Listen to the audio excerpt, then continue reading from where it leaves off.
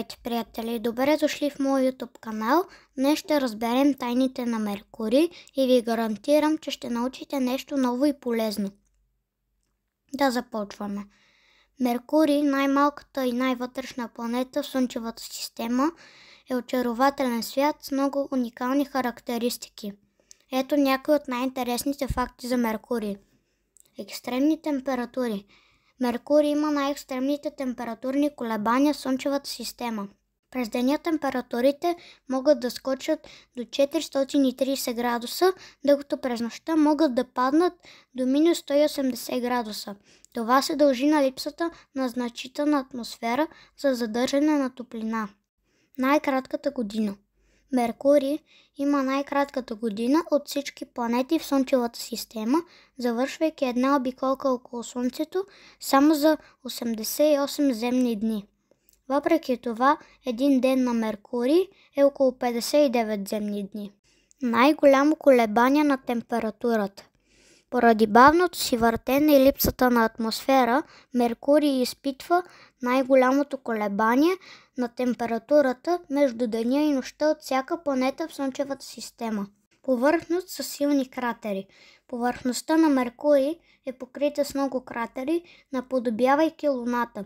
Това се дължи на милиарди години удари от астероиди и комети. Една от най-забележителните характеристики е басейнът Калорис, голям ударен кратер с диаметър около 1550 км. Няма луни или пръстени. Меркурий няма луни или пръстени. Това е една от само двете планети в Слънчевата система без естествени спътници. Другата е Венера, за която говорихме в предното ми видео. Плътно ядро. Меркурий има необичайно голямо ядро спрямо размера си. Смята се, че ядрото е частично разтопено и съставлява около 85% от радиуса на планетата. Това плътно ядро допринася за високата плътност на Меркурий, която е на второ място след тази на Земята в Слънчевата система. Тънка екзосфера. Вместо значителна атмосфера, Меркурий има тънка екзосфера, съставена предимно от кислород, натрий, водород, хелий и калий. Тази екзосфера непрекъснато се попълва от слънчевия вятър и повърхността на планетата. Повърхностен лед. Въпреки близостта си до Слънцето, Меркурий има лед на своите полюси. Подовете на някои кратери близо до полюсите са постоянно засенчени, което позволява на водния лед да се запази. Този лед вероятно е бил доставен от комети или астероиди. Магнитно поле. Меркурий има магнитно поле, което е изненадващо предвид бавното му въртене и малкия му размер. Полето е около 1% по-силно от това на Земята и се генерира от движение на нейното разтопено ядро.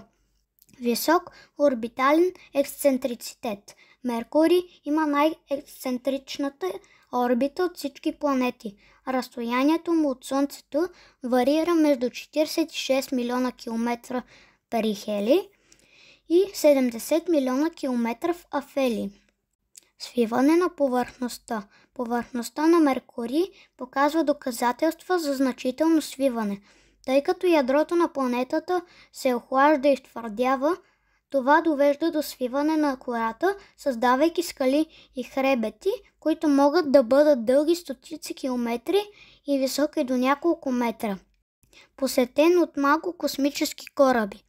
Само 2 космически кораба са посетили Меркурий. Маринар 10 на НАСА и мисията Месенджер на НАСА, която обикаляше около Меркурий от 2011 до 2015 година. Мисията Бепи Колумбо на Европейската космическа агенция стартира през 2018 година. В момента е на път към Меркурий и се очаква да пристигне тази година. Тези факти подчертават уникалната и екстремна природа на Меркурий, което го прави обект на голям интерес за планетарните учени и астрономи. Ако научихте нещо ново днес, подкрепете видеото с един лайк и се абонирайте за още интересни теми. Пишете ми в коментарите какво бихте искали да разгледаме следващия път. Чао и до скоро!